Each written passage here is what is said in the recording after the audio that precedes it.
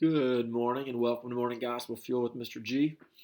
It is Monday, March 21st, the third Monday of Lent, and it is the feast day of Saint Nicholas of Flüe.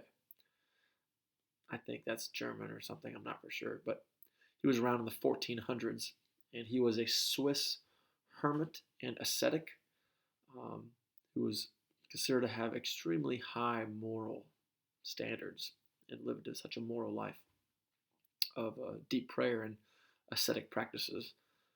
But he is the patron saint of Switzerland, as well as the patron saint of the Pontifical Swiss Guards um, around the Vatican. So that is Saint Nicholas of Flüe, and today's gospel is from Luke chapter 4, verses 24 through 30. Let's begin in the name of the Father, Son, and Spirit. Amen. And he said, Amen, I say to you, no prophet is accepted in his own native place. Indeed, I tell you, there were many widows in Israel in the days of Elijah, when the sky was closed for 3.5 years, and a severe famine spread over the entire land. It was to none of these that Elijah was sent, but only to a widow in Zarephath, in the land of Sidon. Again, there were many lepers in Israel during the time of Elisha the prophet. Yet not one of them was cleansed, but only Naaman the Syrian. When the people in the synagogue heard this, they were all filled with fury. They rose up, drove him out of the town, and led him to the brow of the hill on which their town had been built, to hurl him down headlong. But he passed through the midst of them and went away. Huh. Well, we got the rejection of Jesus at Nazareth, his homeland, in which he, evidently has done enough to make these people mad that they want to throw him down a hill, which seems absolutely ridiculous. Because the initial admiration of the people turned to rejection, um, as they referenced Elijah and Elisha, the prophets, um, and they weren't really liking that at all. So, and I'm sure we all know people like that,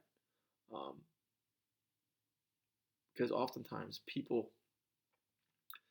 get frustrated, not by what they want to hear, but what they need to hear. Because we always look for this self affirmation, and like we don't like being criticized. That's one of our human weaknesses.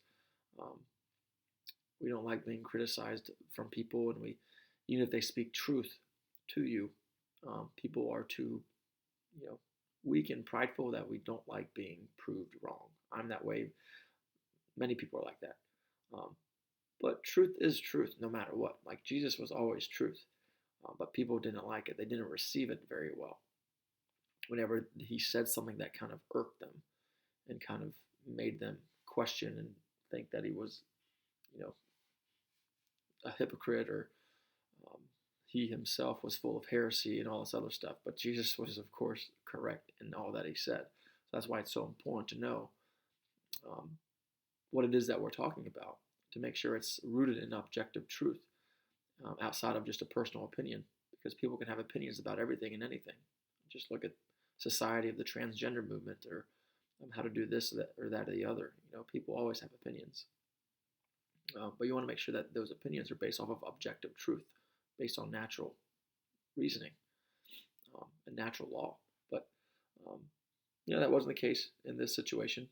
So maybe the challenge could be, because people also need to hear the right thing and not take offense to it. So I think that that's something that we can all strive to grow in, is how receptive are we to hearing things that might break what we originally thought, or what our opinion might be. What is it that can we learn that helps us understand, to help fix any sort of misconception that we have. I know whenever I was teaching math, the misconceptions students had in how to solve a math problem. But there's misconceptions in so many conversations and topics in society, and people take offense to it so easily because we're very sensitive. And so whenever someone preaches or teaches you something that kind of irks you or kind of rubs you the wrong way, how do you react after that initial reaction? Do you think about it, contemplate it, humble yourself, and realize that maybe you might be wrong, um, or do you not? So that's something that we can all work on. So have a great day. God bless. Keep it real. In the Father, Son, and Spirit. Amen.